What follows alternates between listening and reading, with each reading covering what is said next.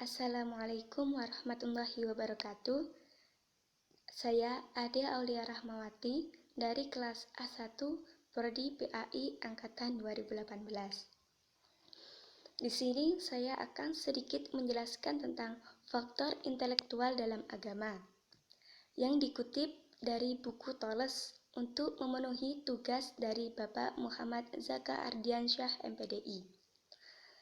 Sebelum kita mengetahui apa saja faktor intelektual dalam agama, terlebih dahulu kita harus mengetahui apa itu intelektual. Intelektual di sini yaitu kemampuan berpikir dalam bentuk kata-kata dengan menggunakan kata-kata tersebut sebagai alat untuk membedakan antara yang benar dan yang salah.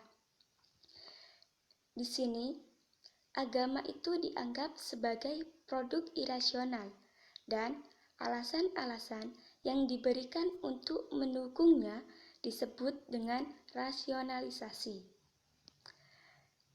Istilah rasionalisasi menurut Trotter digunakan untuk memberikan justifikasi terhadap kepercayaan yang dikukuhkan dengan landasan-landasan lain.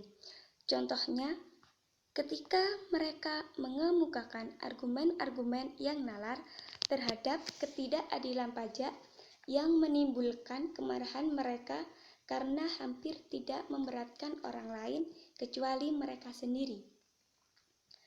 Nah, dalam hal ini, rasionalisasi itu memainkan peranan dalam pembentukan sistem kepercayaan keagamaan sebagaimana terjadi dalam sistem kepercayaan lainnya, di mana unsur-unsur emosional juga ikut berperan masuk ke dalamnya. Untuk yang selanjutnya, konsep rasionalisasi atau rasional. Konsep rasionalisasi sering digunakan dalam pertikaian pendapat sebagai alat yang terlalu mudah untuk mencela berbagai kepercayaan tanpa melakukan penelitian terhadap masalah apakah keyakinan-keyakinan itu benar ataukah keyakinan-keyakinan itu salah. Nah, di dalam intelektual ini diekspresikan dengan argumen-argumen tradisional tentang adanya Tuhan, seperti argumen ontologik. Dalam argumen ontologik ini menyatakan bahwa Tuhan itu dirumuskan sebagai zat yang sempurna dan eksistensinya pasti.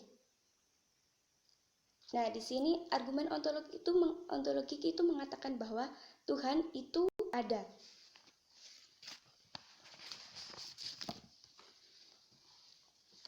Ada sejumlah permasalahan mengenai landasan intelektual sikap keagamaan yang menuntut digunakannya sebagai metode kajian empirik. Beberapa di antaranya sudah diteliti, meskipun masih lebih banyak yang ternyata belum terjangkau oleh peneliti-peneliti itu.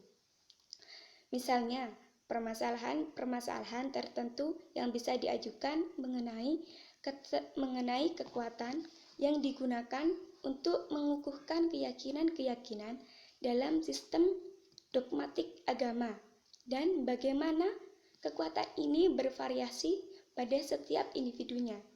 Permasalahan-permasalahan ini tidak semata-mata mengikuti arti penting secara akademik karena jawaban-jawabannya menyangkut berbagai persoalan praktis mengenai toleransi agama itu sendiri.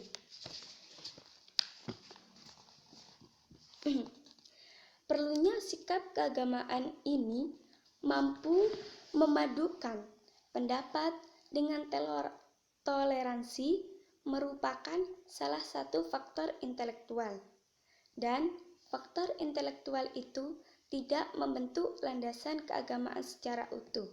Jadi, bukan hanya faktor intelektual yang saya sebutkan tadi itu bukan landasan keagamaan secara utuh. Mungkin hanya itu yang bisa saya sampaikan. Kurang lebihnya mohon maaf. Wassalamualaikum warahmatullahi wabarakatuh.